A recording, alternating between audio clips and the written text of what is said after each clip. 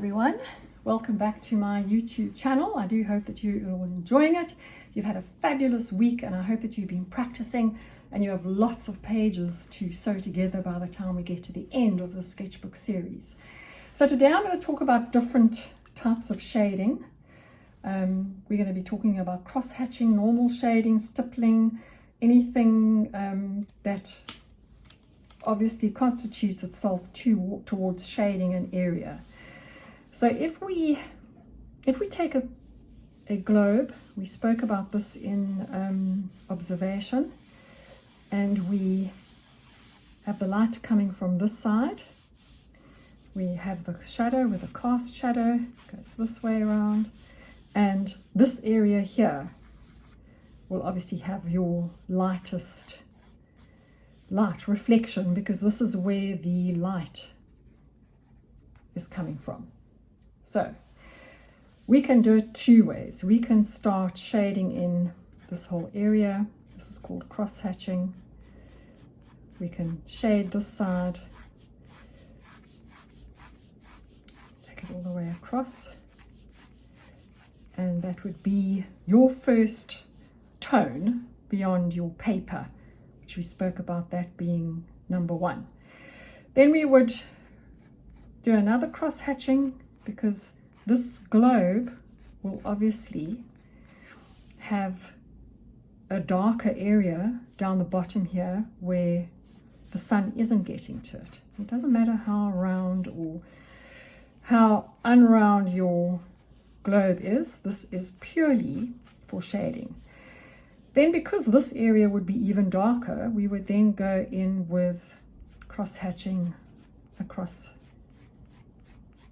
the other way, and we would do it again, because this area here would really be the darkest area of your globe. Now, being round, you don't want these to go straight across, you want this round effect. And if I look at this, you would then start assessing your tones. And these two look extremely close together. You want a differentiation between the light where it bounces off of the globe and the next tone. So simply you would add another cross-hatching onto that, and you would go into the bottom part, because that is where your darkest tone is. Take it across here, and now we are starting to get a bit more of a transition between the paper, this area, going down into the bottom of the globe. And you would keep on cross-hatching until you felt you had gotten to that darkest dark that you require at the bottom of the globe. And you would keep on reassessing and going back into the areas that you feel are lacking in tone. Because as you start darkening areas, and this will happen within the drawing itself, you will notice that the other areas, the other tonal areas, don't quite match up to what you would like it to be. Now, I'm not a hatching fan. You can clearly see here that this is not my forte. However, I want to show you, because this might be yours. This might be the way that you want to draw. And you need to experiment, and you need to have a look at all these different ways of drawing and hatching. Drawing and shading, my word, so that you can decide what your, not only what your style is, but what you enjoy doing in a drawing. So now what I'm going to do is I'm going to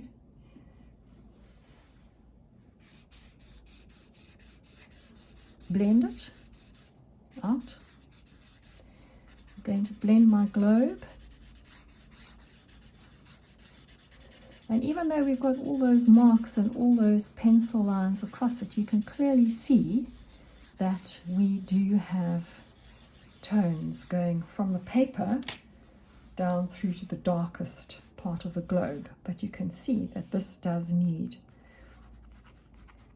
some more work at the bottom here. Now, I want you to know that I have done all of this in a 2H pencil. So your 2H pencil is really very valuable and very lovely to use. So that's hatching. Some artists may turn around and say it isn't really, because I have blended all the lines out. For me, blending with hatching really does look a lot better. And this is my 2B coming in here at the bottom, just to get that tone a little bit darker. Right, so hatching. Hatching is when you go from one side to the other, and you then take it across itself.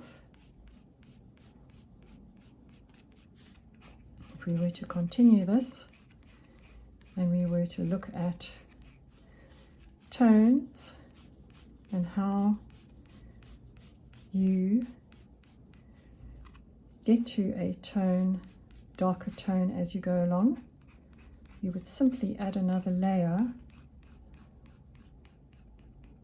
on top of each one.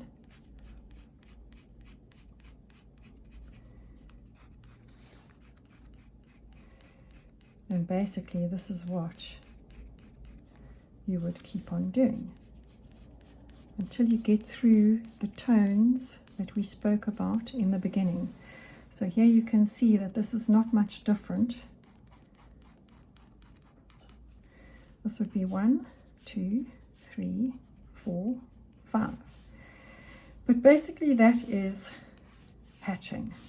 And as I said to you, I'm not a fan of it. It's not my favorite thing to do. But we will explore every little bit of shading that we should be doing or should know about. And the next one we will have a look at is what they call stippling. So there's our cast shadow. Let's try and get this board a little bit rounder. And stippling, we have our light source there. Stippling is basically going in with a pencil and drawing, well, just dotting basically, and you would be dotting all the way down to the bottom of this globe. You would keep going and you would keep on doing this, and as you keep on doing it, the top part here would be further apart than the bottom part in terms of dots that you are putting down. And people do this, they call it pointillism, I think it is. People actually do this in an art form. It is just absolutely incredible and way beyond what my patience has, but they do this with ballpoint pens and they build up the shading purely by putting in all these dots. And they just keep going. Mine is not as neat as it should be. However, this is more or less the process that they go through. Okay, and then down the bottom here, you would start building up more and more of these. You can already see that the bottom part is starting to look darker than the top part, and this is purely by adding more and more dots the further up this globe that we go. You would do exactly the same thing on the shadow, and you would keep building this up and building this up until you get to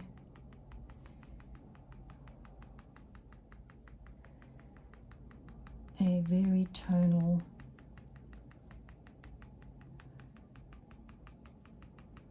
ball.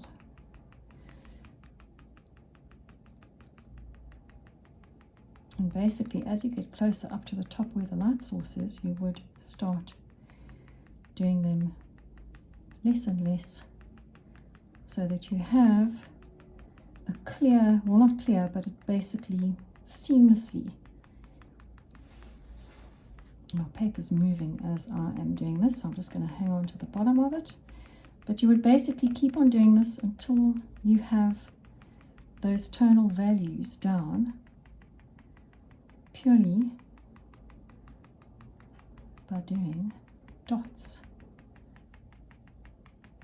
And again, as you start working up to the top and you start working back down to the bottom, you will notice that your tonal value needs to shift in certain areas, as it does with any drawing that you do. This is a natural process of graphite.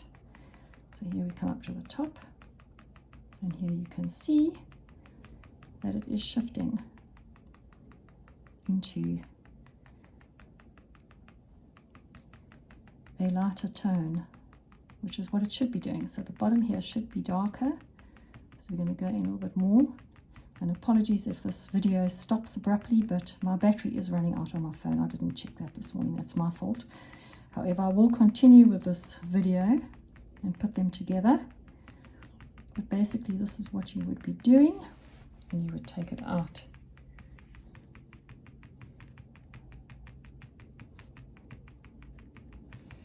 Into your shadow area. Remember that there's always a cast shadow, so there would be a few dots on the outside there just to break up the edge of that shadow, and it would be more concentrated closer to the sphere.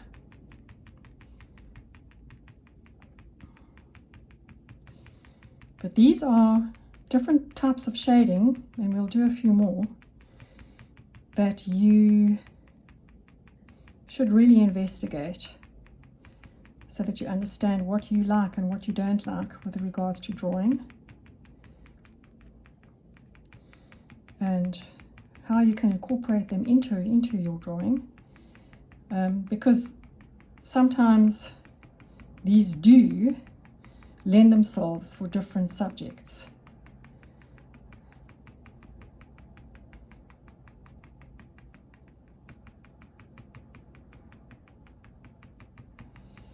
Right,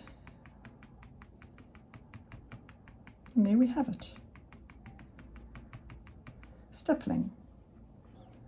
We draw our square again. We have 1,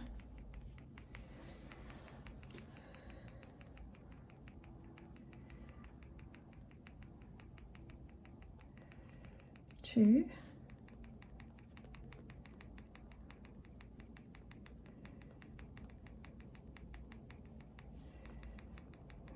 'Carry on to the end here. But we basically want a few more dots for number 2, 3, 4, and 5. We definitely want it to build.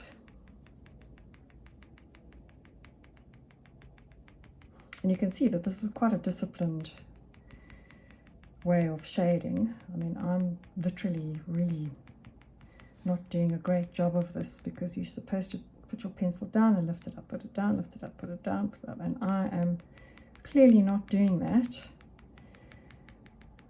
Hence you have some areas that are not quite dots and other areas that are. That also depends on your style and your preference.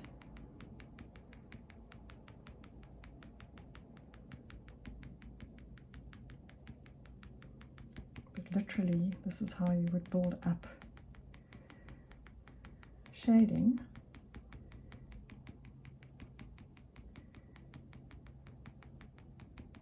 with this method.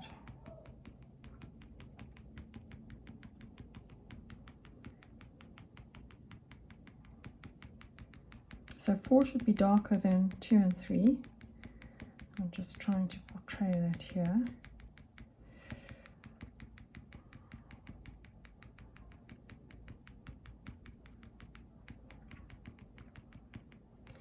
and 5 should really be the darkest on here. I'm not sure if I'm going to be able to achieve that, but I'm going to do my damnedest to try and get that, just to show you. It is a very, very beautiful way of shading. I have to say that if I were given a choice between hatching and this method, I would definitely choose this method. It's just something quite beautiful about it. However, I wouldn't choose to do an entire drawing in this method at all, not at all. So there we have it, folk. That's two ways of shading. I am going to shut this video down because, like I said to you, my battery on my phone is running out. I don't want it to end in a very strange place, and I will pick this up and splice the two together. Right, I'm back. Phone is fully charged, and you'll notice that there will be a difference between obviously where my paper is and pencils and everything in comparison to just now, and that's purely because my phone battery was running out and I have charged it. So let's carry on with this 4 different ways of shading. So again, I'm going to take my 2B pencil, and this one is called Scribbling, and there are a couple of really good artists who use this method and really have amazing outcomes with them. And basically, if your light source is coming in through there, you would scribble around here. That's all it is. So it's almost like doodling. However, you know what the outcome and what the purpose is going to be with regard to this particular scribble. So you can see at the bottom I'm going in quite a bit more than what I did at the top, and once again that is purely because we want to get a darker tone or manage a darker tone at the bottom. At the top I'm going over it, and it may just be a little bit too dark, but I just want to get around those numerous circles that I have drawn, just so that you can see that it doesn't really matter how many times your circle or how many outlines your circle has got. Still keeping my light source, which is over here, ensuring that that stays white. And now we're going to start working on those values as we work our way down to the bottom of the globe. Working our way up, and we can work our way back down, and we can add more pressure as we scribble. And it doesn't matter which way you go on the scribble. It honestly doesn't matter. I do know that on some of these scribble, it's done deliberately, and in fact mine might even be a bit too much, or has ended up a bit too much, you know, looking like shading. So I'm just adding in some scribble like that so that we can see that it is an actual scribble, and then we would go out here.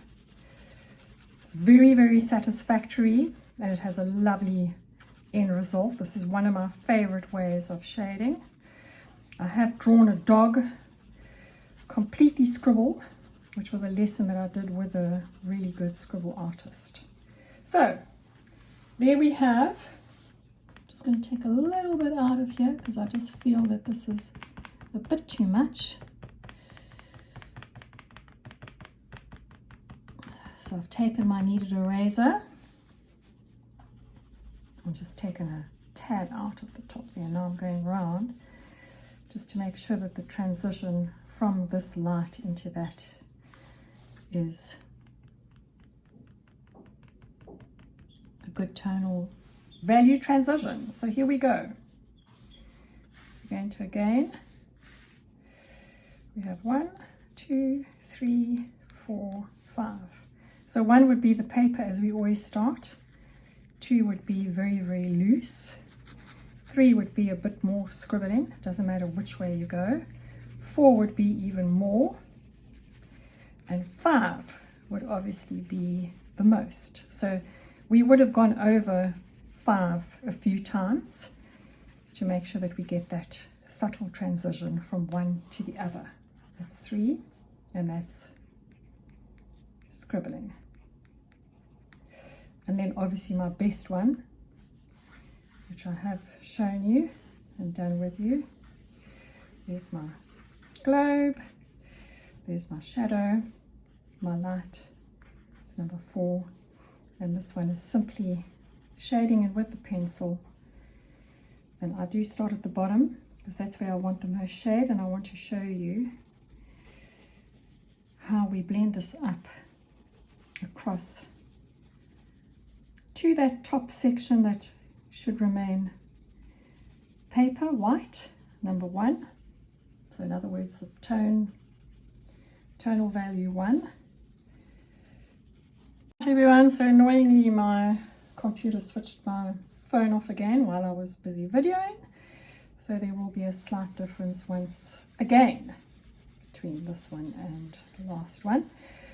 So here we go. So this is what I want you to practice, and what I want you to really have a look at and be aware of is how much graphite moves around. So you did see how much I put down, and you can now see how much I'm managing to move from that bottom area up towards the top. And obviously we blend a whole lot lighter as we get to the top, because we want that transition from the light source down to the bottom to be the proper tonal value that we can get. So we take this out a bit at the bottom, and then we're going to go back over it again, because obviously this is the darkest part of the sphere, and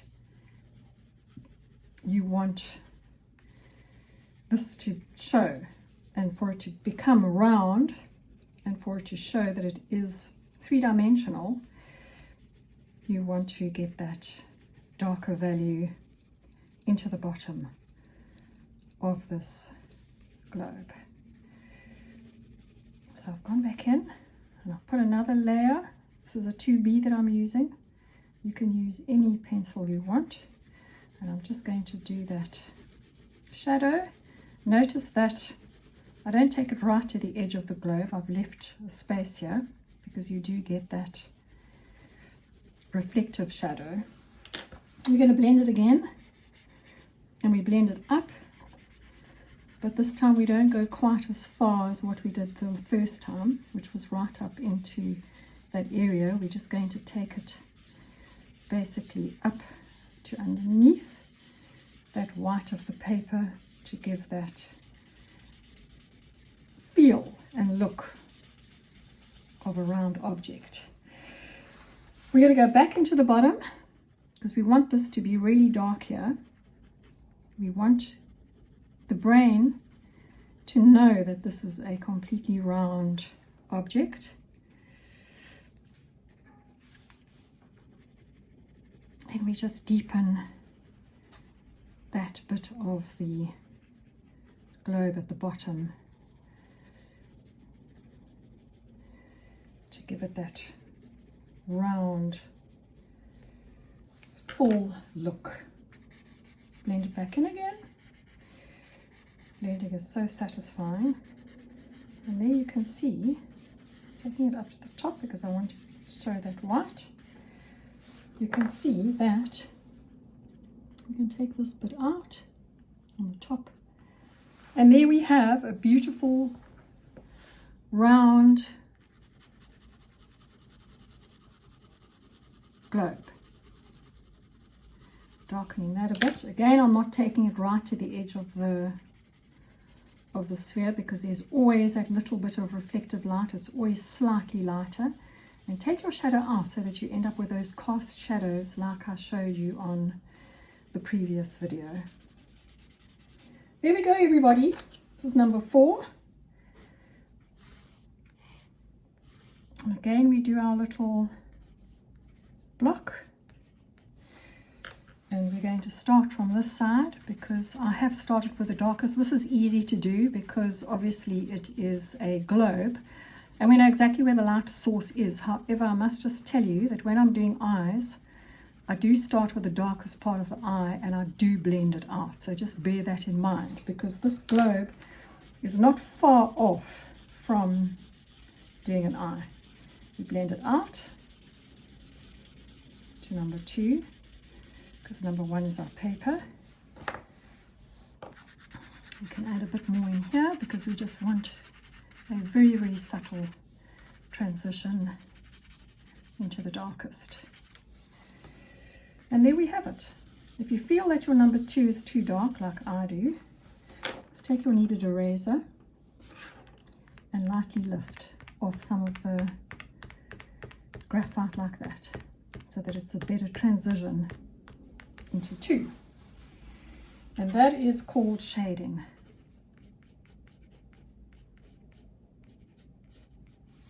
There we go, everybody. I do so hope that you have enjoyed this lesson. I do hope that you practice with each one of these, because you will eventually get to decide which is your preference, and you could possibly use all of these, in fact, in a drawing, regardless of what your preference is. Happy week, everybody, and see you again in the next video.